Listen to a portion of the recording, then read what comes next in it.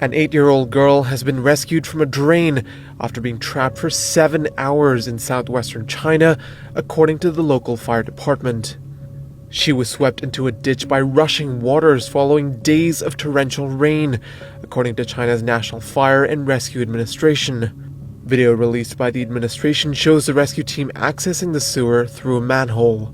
The first grader was immediately handed over to medical personnel and is in good condition.